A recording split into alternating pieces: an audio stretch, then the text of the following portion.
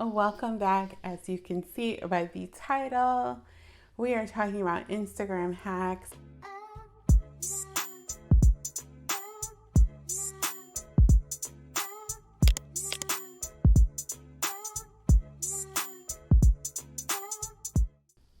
So if you don't know, my name is Melissa. I am the owner of Cali Meets NYC, and we're a home fragrance business based out of Lake Worth, Florida. Okay, let's get into these hacks. Okay, so I know these are all going to be controversial. I'm just going to put it out there because usually hacks are. So, one of the biggest things is as a business owner, you should not be following people who do the same thing as you. And I know this sounds crazy and you want to support everybody. Okay, so you are in charge of your Instagram algorithm. You're probably wondering, like, how is that possible? So what happens is that all the algorithms that they have with Instagram,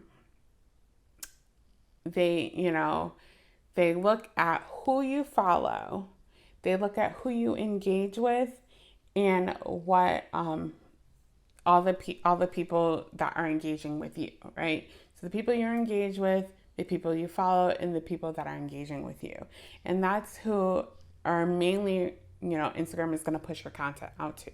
So if you're following a lot of candle makers, just say if you're a candle maker, I'm using candle makers as an example, but you can use that niche into whatever you do. So it's not just for, this advice is not just for candle makers, it's for all the other business owners, e-commerce business owners. But I'm just saying candle makers as an example. So if you are a candle maker and you're following other candle makers, and other candle makers are engaging with you on the stories, on your posts, on your reels, and in your DMs, Instagram is going to look at that and say, that's who they want to target. If they're engaging with them and, the people are engaging with them, the other candle makers are also engaging with them, that's who we're going to push their content out to, because that's who they're telling us that, they're talking to.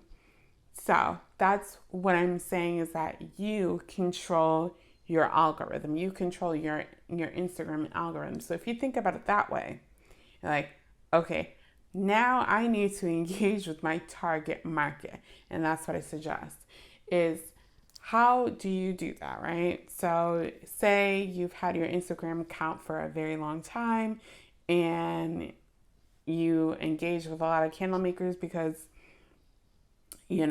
that's what, you think you should be doing.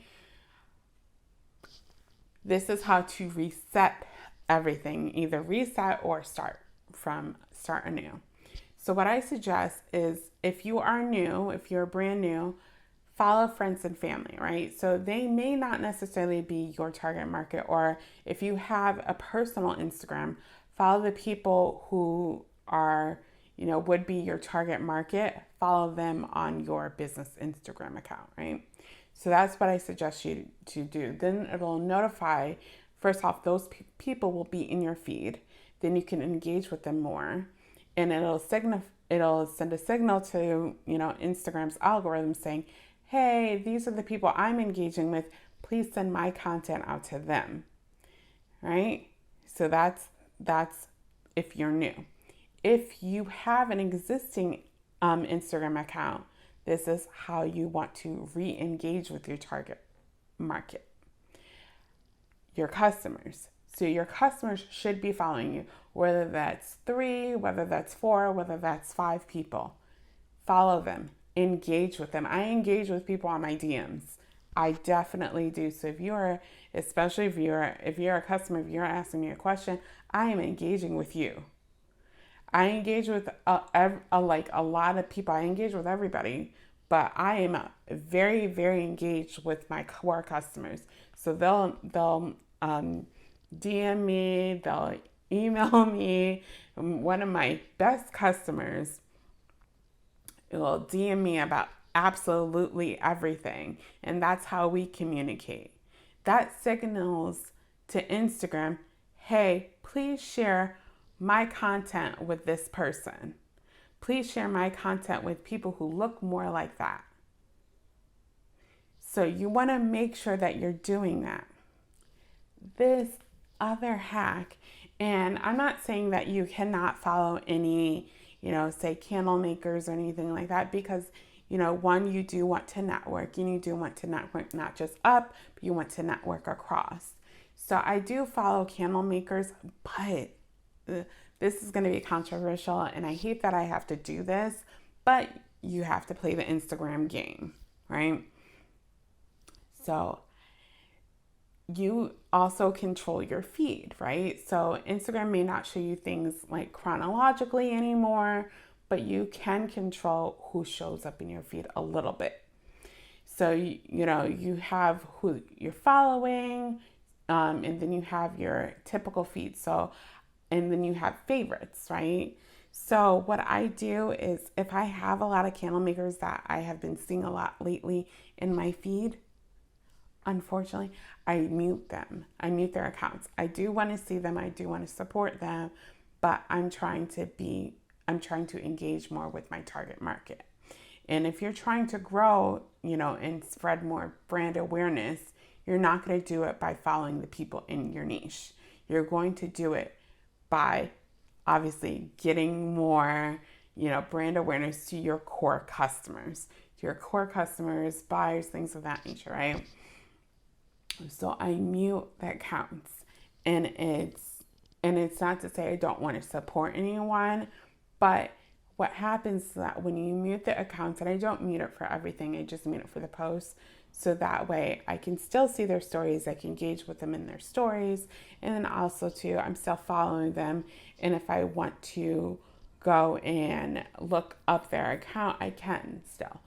But I mute them so they're not coming across my feed. So that way I see my core customers, so that way I can engage with my core customers. Because sometimes what happens is that I see a lot of my niche in my feed, and then I'm like, well, what happened to this customer? What happened to this customer? Why am I not seeing their stuff anymore? And that's because I had been engaging more with the candle makers, and the candle makers have been engaging with me, and therefore Instagram, I'm signaling to Instagram, I'm no longer interested in that anymore. I'm no longer interested in seeing my core customers account anymore. Please share my stuff with, more candle makers. So you want to make sure that you are in control of that. And it's an everyday process. It's something that you have to look out every day. Kind of pay attention to the people who are liking your things. Pay attention to the content that you're sharing and the people who are engaging with. And pay attention to the people. You could kind of see who is sharing your stuff to their stories if they tag you in it.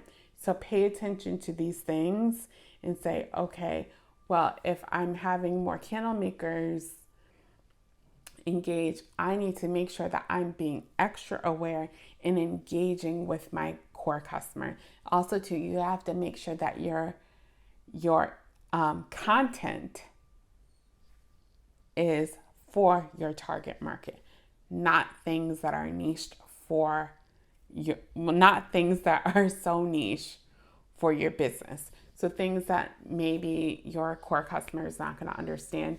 So I would say if you candles, if you sell candles, don't do something that is so niche to candle makers. So if you're, trying to put out a reel or anything like that, making sure that the content that you're putting out there isn't just solely for the eyes of business owners and things of that nature. Making sure that you are putting your customer and your core audience first. So it's something that it's definitely a work in progress. I have to work on it all the time as far as making sure that the content that I'm putting out there is engaging for my core customer, engaging and making sure that I'm relating to them and I'm speaking to them in the way they want to be spoke to. Okay, so another thing, right?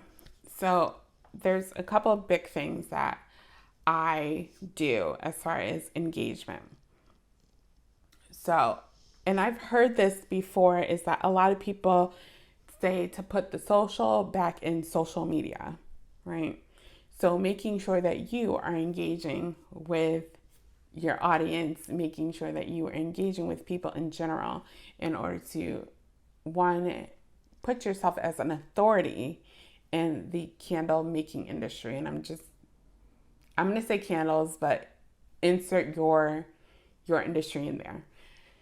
So, what I do is I spend 5 minutes engaging with my following feed. So, anybody that I'm following, and that's why I mute my, people in my niche sometimes, because I want to make sure that I'm engaging with my audience, with my target market. And so, I spend 5 minutes scrolling through my feed, engaging with them, liking their stuff, whether it's their birthday, happy anniversary, engaging with them so they know that, hey, this company, really is out here talking to me, right? So I go through that.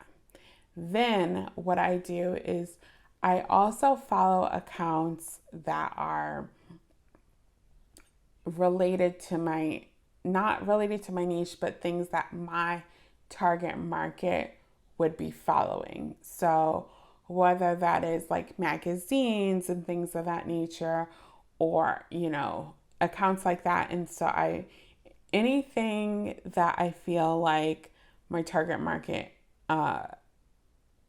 relates to, so I'll engage with those type of accounts. And sometimes you have to intentionally look at the account and say, okay, what are these things?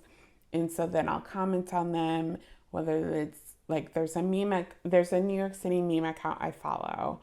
And my target market, anybody who is from New York City or lived in New York City for a very long time. It's a really funny, relatable account that I follow, I engage with. I make sure that I comment under things that I find relatable, and then that way people can see me.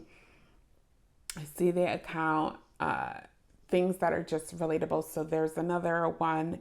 It's Meet Cutes NYC. And I follow that account. I comment under that account because why? Because my target market loves love stories, right? Which a lot of people do. Black love is another one I comment under, and that's because my target market loves that, right?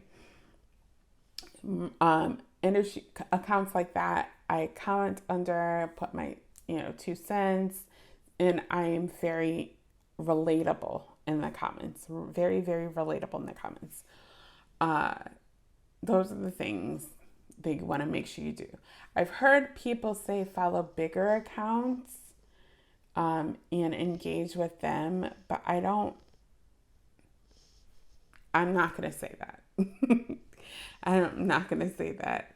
So, but I would say engage with the stores that carry those type of things. So if you candle maker again. So if you're following places like Candle with Delirium, or because more than likely, if you are a candle lover, you are following, stores that sell candles, right?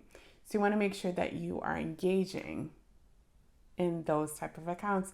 That way customers can see you, because especially if you're relatable and you make sure that you are an authority and you speak to what you know in the industry, you can set yourself apart as an authority in the industry, and then people start to follow you and really engage with you, especially if they keep on saying your name over and over and over and over and again.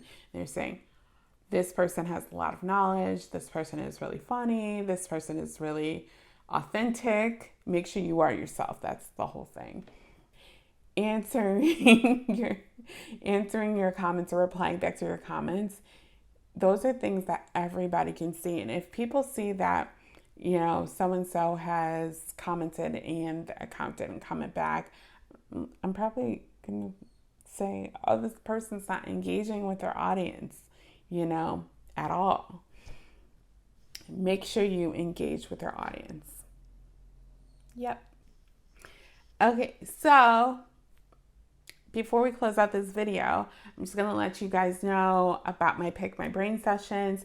If you like content like this and you want to talk to me one-on-one, you can schedule a Pick My Brain session for 30 minutes at a time. It is $60. And so then we can talk about, social media, we can talk about hacking the algorithm, we can talk about branding, we can do a website audit. You let me know the topic, schedule it out with me, and I will be glad to help you. So my March calendar will be opening by the time this video is up, and I would love to help you out. If you like more videos like this, make sure you like, subscribe, and comment. And until next time, bye you guys.